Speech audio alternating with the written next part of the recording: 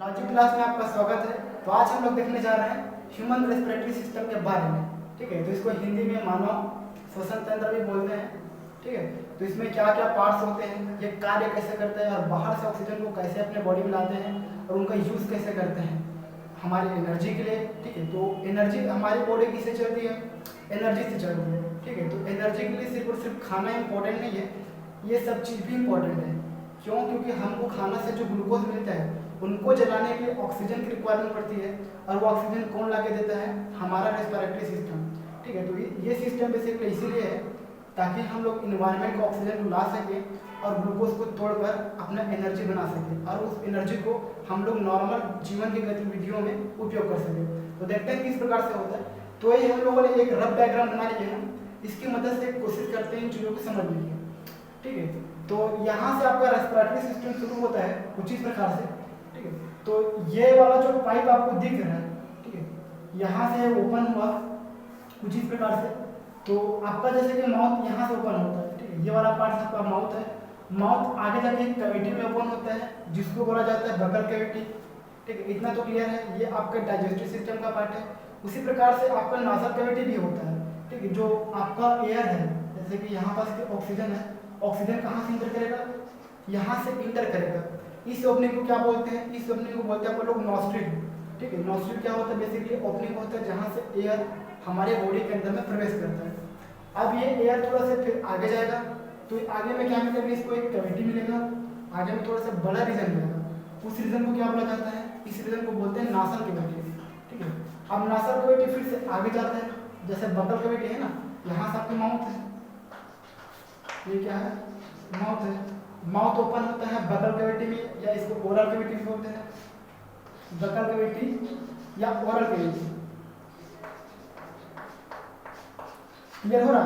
तो buccal cavity में open होता है आपका माउथ, और आपका जो नेसल कैविटी है, आप दोनों को दोनों ना, ये दोनों जो पाइप है वो आगे जाके कंबाइन हो जाते हैं। ये वाला रीजन देख पा रहे हैं? तो जो ये वाला रीजन है ना, ये कंबाइन रीजन है, जहाँ पर आपका nasal cavity plus buccal cavity दोनों को दोनों क्या हो गए? यहाँ पर कंबाइन हो गए। तो इनको बोला जाता है कलेक्टिवली, इस चीज़ों को बोला जाता है, इसको बोला जाता है फेरिंग्स। तो फेरिंग्स वो रास्ता है जहाँ पास आपका फूड भी आता है और आपका एयर भी आता है। ठीक है, तो ये कॉमन पैसेज होता है for food and air. Clear हो रहा है? तो फेरिंग्स के भी क्या होते हैं? 3 रीजन होते हैं। अब फेरिंग्स को ये देखना है कि वो कौन से रीजन में लाई करना है। ऐसा यहाँ से ये वाला जो पार्ट है, यहाँ पर देखना क्लियरली, इतना वाला जो पार्ट है आपका फेरिंग्स कहलाता है। लेकिन फेरिंग्स का हम लोगों ने 3 भागों में बांट दिया है। फेरिंग्स वो पार्ट जो आपके ओरल कैविटी के पास में है, उसको हम दूसरे नाम से बोलते हैं। वो पार्ट जो नासल कैविटी के पास में, उसको दूसरे नाम से बोलते हैं। प्लस वो जो आपके लैरिंक्स के पास में, वॉइस बॉक्स के पास में, उनको दूसरा नाम दे दिया जाता है। जैसे कि फेरिंग्स जो कि नासल कैविटी के पास में, उसको नेसोफेरिंग्स बोल देते हैं। क्लियर हो रहा? और जो फेरिंग्स आपके ओरल कैविटी के पास में है, उसको ओरोफेरिंक्स बोल देते हैं। और जो वाला ये लैरिंक्स के पास है ना, यानी कि जो वॉइस बॉक्स होते हैं उनके पास, उसको क्या बोल सकते हैं? लैरिंगोफेरिंक्स। तो क्लियर हो रहा है? नासल कैविटी के पास में है तो नेसोफेरिंक्स, ओरल कैविटी के पास में है तो ओरोफेरिंक्स, और लैरिंक्स के पास में है तो लैरिंगोफेरिंक्स बोल सकते हैं। ठीक है, क्लियर हो रहा है? तो आप लोगों ने जब माउथ को देखा होगा ओपन करके, तो आपको कुछ इस प्रकार से स्ट्रक्चर मिलता है, यू शेप का, ऐसा कुछ माउथ के अंदर में ऐसा, जैसे कि ये आपका टीथ है। तो क्लियर हुआ? कुछ इस प्रकार से स्ट्रक्चर देखा होगा आप लोगों ने माउथ को ओपन करके। ठीक है, तो इस स्ट्रक्चर को बोला जाता है यूला। ठीक है, ये यू आकार का होता है, इनका नाम होता है यूला। ठीक है, ये क्या करता है? जैसे कि आप यहाँ से भोजन इंजेस्ट कर रहे हैं, ठीक है, आपने यहाँ से क्या किया? भोजन इंजेस्ट किया, तो भोजन सिर्फ इस रास्ते से जाना चाहिए, न कि ये वाला रास्ता से बाहर आ जाना चाहिए। ठीक है, अगर भोजन यहाँ पास गया तो हमारे काम का है, अगर यहाँ पास गया तो क्या होगा? फिर से नाक के थ्रू बाहर निकल जाएगा, वो हमारे किसी काम का नहीं। तो जो यूला है वो क्या करता है? इस वाले मार्ग में प्रतिरोध उत्पन्न करता है। क्लियर हो? यहाँ से क्या कर सकता है? इस वाले मार्ग में जाके इस वाले मार्ग को रोक देता है टेम्पोररी, कुछ समय के लिए, ताकि आपका भोजन क्या हो? सिर्फ और सिर्फ इस माध्यम से अंदर जा सके। तो क्लियर हो रहा है? कुछ इस प्रकार से आपके यूला का फंक्शन होता है। ठीक है, अब आपका फेरिंग्स, ये वाला आपका क्या है? फेरिंग्स है। फेरिंग्स जाके आगे 2 पाइप में फिर से बढ़ जाता है। एक को बोला जाता है आपका इसोफेगस जो कि फूड पाइप होता है, और दूसरे को बोला जाता है ट्रकिया जो कि वाइड पाइप होता है। यहाँ से आपका एयर पास होगा और यहाँ से आपका भोजन जाएगा स्टमक में। क्लियर हो रहा है? अच्छा, जो इसकी ओपनिंग है ना, ये वाला किसकी ओपनिंग होगी? ये इसोफेगस की ओपनिंग है, ठीक है, यानी कि आहार नाल की। यहाँ से आपको भोजन पास होना है, यहाँ से क्या होना है, आपका एयर को पास होना है, ठीक है। तो जो इसकी ओपनिंग होती है उसको गलेट बोला जाता है, ठीक है। क्लियर हो रहा है? ये सिर्फ क्या है, आपकी ओपनिंग है, और जो इसकी ओपनिंग है उसको बोला जाता है ग्लोटिस बोला जाता है। किसकी? वाइन पाइप की ओपनिंग को क्या बोलते हैं? ग्लोटिस बोलते हैं। अब क्या होगा, देखो यहाँ से ध्यान से देखना, अगर फूड यहाँ से जा रहा है तो क्या जरूरी है कि फूड यही वाले रास्तों को तय करे? बिल्कुल भी जरूरी नहीं है। वो यहाँ भी तो आ सकते हैं ना, आपके वाइन पाइप में भी आ सकते हैं, लेकिन ऐसा नहीं होता। क्यों नहीं होता? वो टेम्पोररी होता है। जब खाते खाते अगर व्यक्ति बात कर रहा है तब क्या हो सकता है, फूड इस वाले जो पाइप है उसमें भी चला जा सकता है, फिर वो छींक के थ्रू बाहर आ भी जाता है, ठीक है। खाते खाते खांसते भी है कभी कभी, तो क्यों होता है? अगर खाना खाते वक्त अगर व्यक्ति बात कर रहा है तो कभी कभी फूड यहाँ से यहाँ जाने के बजाय यहाँ चले जाता है, ठीक है। लेकिन यहाँ से रोकता कौन है फूड को यहाँ आने से? देखो, इसकी ओपनिंग को क्या बोलते हैं? ग्लोटिस। किसकी? वाइन पाइप की ओपनिंग को बोलते हैं ग्लोटिस। और ग्लोटिस के ऊपर में एक ढक्कन लगा होता है, ठीक है। जैसे कि ये आपका पाइप है तो इसके ऊपर में क्या होगा, एक ढक्कन होगा। ये ढक्कन क्या करेगा, इस पाइप को कुछ समय के लिए बंद कर देगा, ताकि आपका भोजन सिर्फ यहाँ जा सके, यहाँ नहीं जाए। यहाँ जाने की भी जरूरत क्या है उनको? उनका रास्ता तो ये वाला होना चाहिए ना, क्योंकि उनका डाइजेशन यहाँ होना है, यहाँ कौन सा उनका डाइजेशन है? क्लियर हो रहा है ना? तो कुछ इस प्रकार से होता है। तो यहाँ से आपका हम लोग क्या देख रहे हैं, रेस्पिरेटरी सिस्टम। अभी डाइजेस्टिव सिस्टम के बारे में बात नहीं करेंगे, हम किसी नेक्स्ट क्लास में के बारे में बात कर सकते हैं, ठीक है। तो यहाँ से क्या है, आपका एयर आ रहा है, एयर कहाँ जाता है? इस वाले रास्ते में जाता है, ठीक है।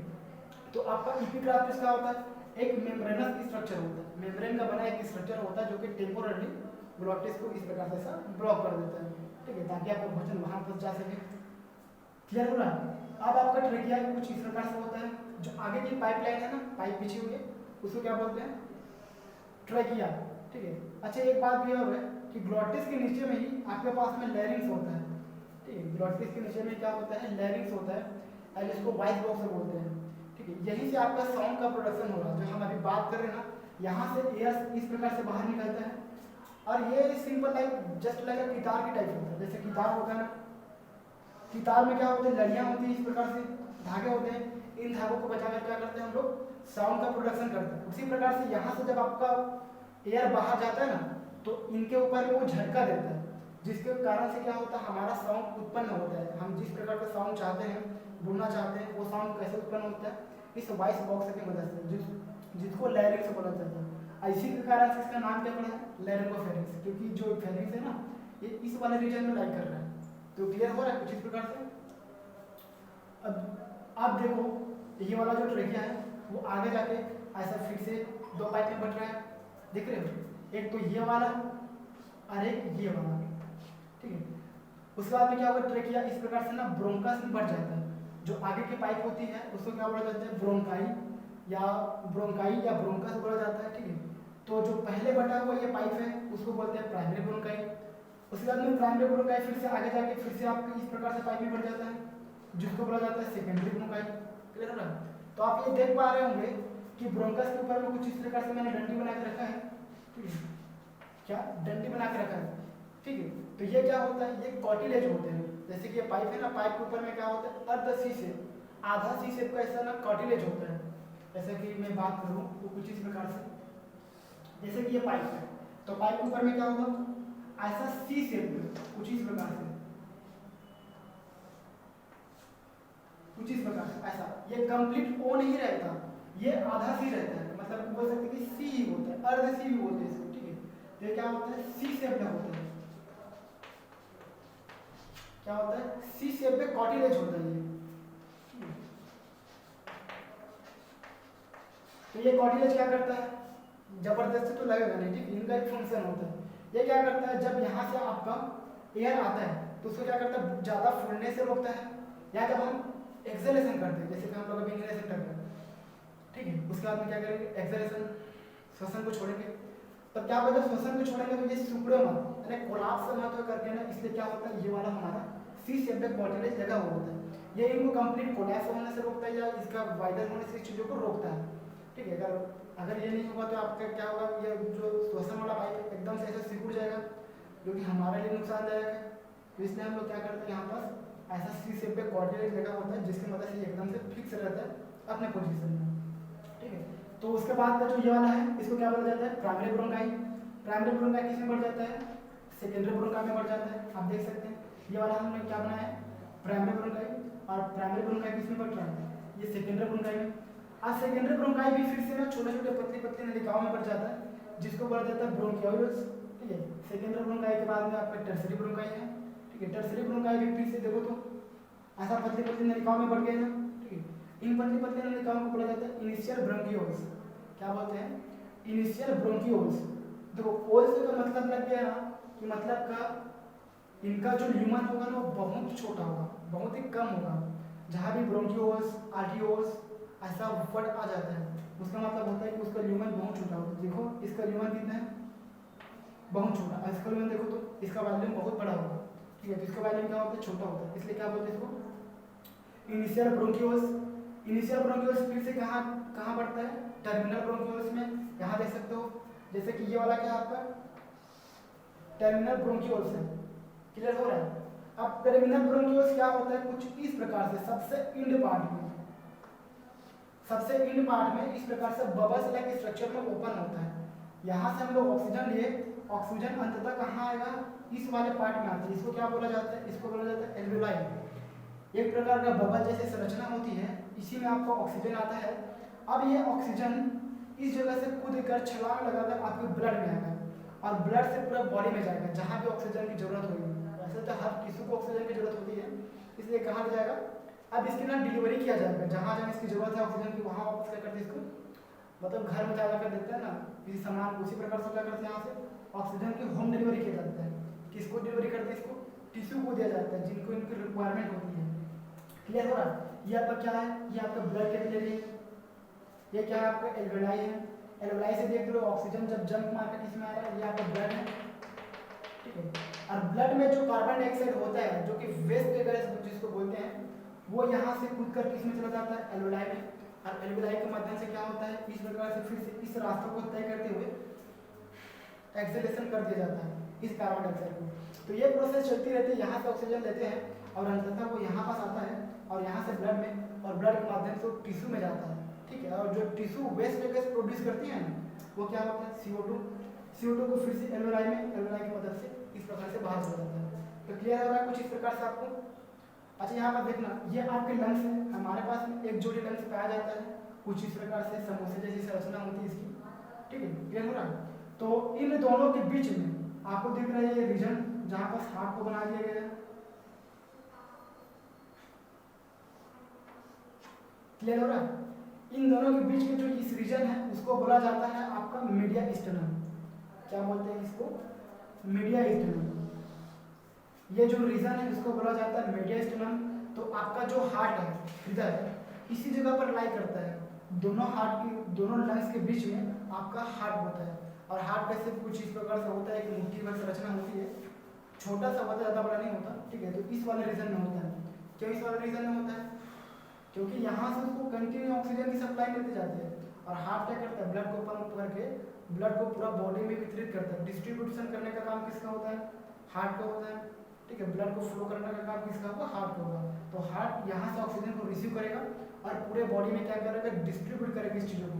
तो क्लियर हो रहा है। तो हार्ट एंड मीडिया स्टेनम यहाँ पर ये लाई करता है, ठीक है। क्लियर हो रहा है। तो अभी देख लेते हैं कि आपका जो लंग्स है, ठीक है, ये वाला जैसे लंग्स है, ये वाला आपका क्या होगा, लेफ्ट लंग्स होगा। मैं इधर से अगर बात करूँ तो ये वाला लेफ्ट होगा, ये वाला क्या होगा, राइट हो जाएगा।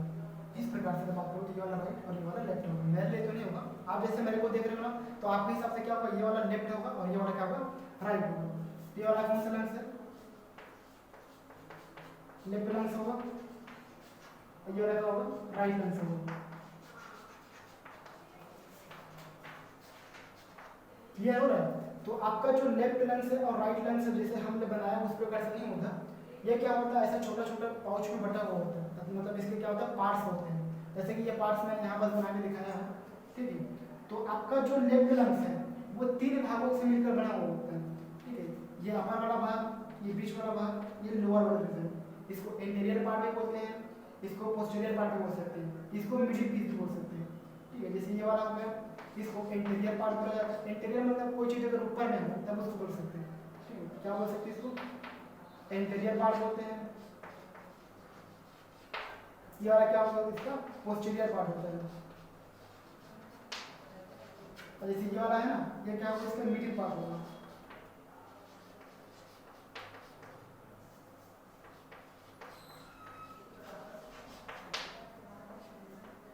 तो क्लियर हो रहा है? तो इसके बीच में क्या होता है? कुछ इस प्रकार से ऐसा फीजर होता है ना। ये फीजर क्या करता है? इंटीरियर पार्ट को अलग और पोस्टीरियर पार्ट को दो भागों में विभाजित कर देता है। जैसे कि यहाँ पास आप देख सकते हैं, यहाँ पास ना आपके जो नेक प्लग्स में ना दो फीजर होते हैं, जैसे कि आप देख सकते हैं क्लियरली।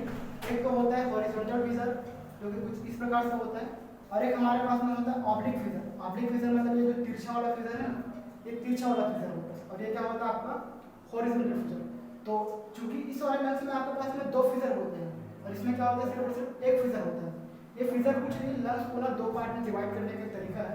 ये क्या करते हैं? इसको अपर लेंस में और लोअर लेंस में ऐसा डिवाइड कर देते हैं। उसी प्रकार से ये वाला आपका लेफ्ट लेंस है, इसमें क्या होता है? दो फीजर होते हैं।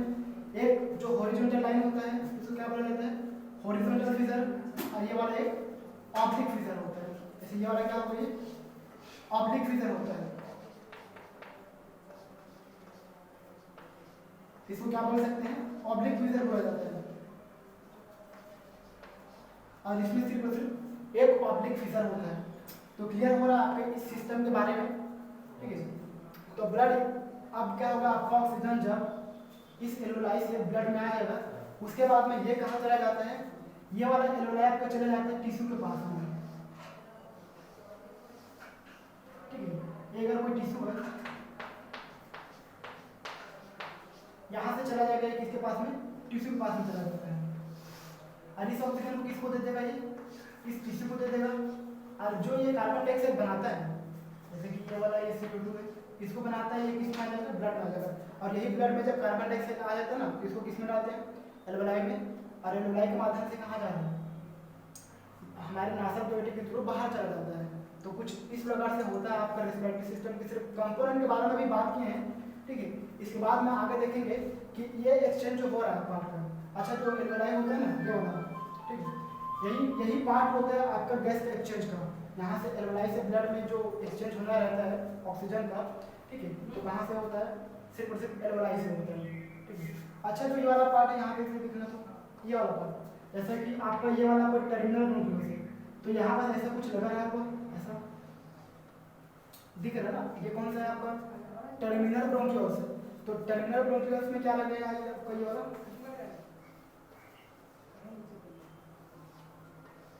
एल्वेलाई लगा हुआ है इस प्रकार से, ठीक है।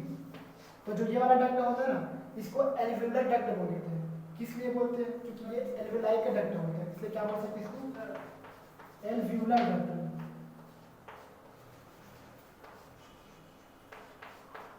तो क्लियर हो रहा है? तो नेक्स्ट वीडियो में हम लोग मिलते हैं, ठीक है। ये वाला जो आधा पार्ट अभी हम लोगों ने पढ़ा है ना, ठीक है, नेक्स्ट वीडियो में हम लोग देखेंगे कि ये एक्सचेंज किस प्रकार से होता है, क्योंकि यहाँ पास कुछ मेम्ब्रेन भी होता है। तो मेम्ब्रेन की मदद से क्या होता है? आपका जो ऑक्सीजन है वो यहाँ से जंप मार के आपके ब्लड में, और ब्लड से टिश्यू में होता है, ठीक है। तो नेक्स्ट वीडियो में इसको देखते हैं। Thank you for watching.